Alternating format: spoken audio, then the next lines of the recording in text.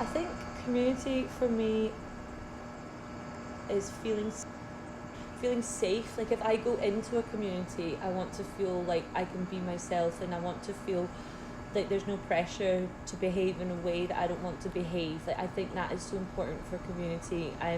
You might think you have a community, but if you feel uncomfortable or feel forced to do something you don't want to do, then that's not a community.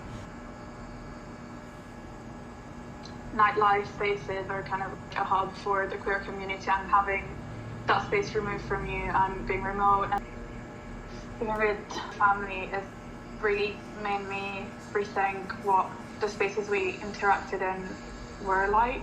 I was a bit resistant to conversations about sober spaces and daytime spaces because nightlife spaces were so easily available. But after having conversations with friends who are also outside of the queer community but have communal way of approaching issues, sharing knowledge has lacked in our lives. So I felt like that was like the most beautiful thing coming out of isolation, just the amount of like information that was being passed around. When you realise there's maybe something wrong in the area that you live in or the country that you live in, and you want to fix it, and I think there's like a common ground between you and the people that in this community or that you're interacting with, and you want to pull together to make something or to create something that might be missing or could easily disappear or is failing because of the government. You have to make sure that you're not just creating it for the people that look like you or behave like you. Like you really need to get into all like the nooks and crannies. Make sure that you're creating a safety net for people that maybe don't have like the resources or the family or the friends that you have.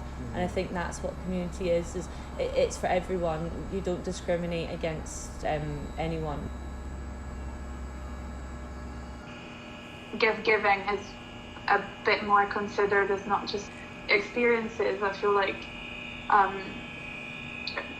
the gestures of like giving are really, really important to our communities.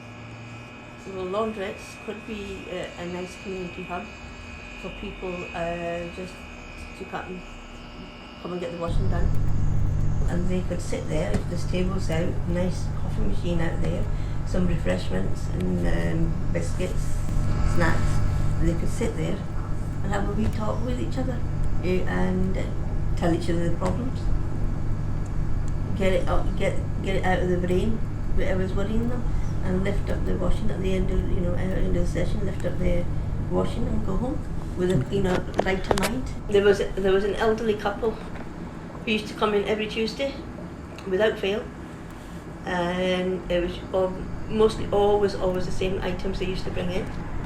Then they'd go for the coffee in the coffee shop next door.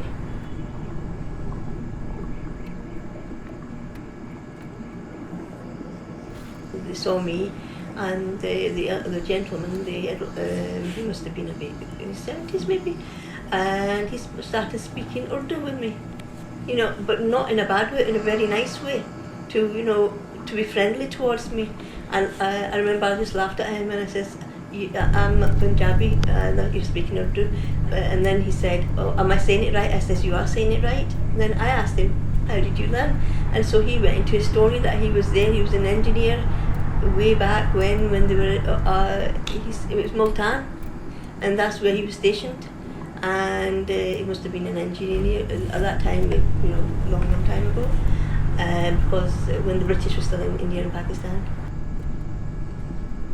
And he was telling me all about his how he enjoyed it, and he enjoyed the culture, and he was a very, very friendly man, very nice.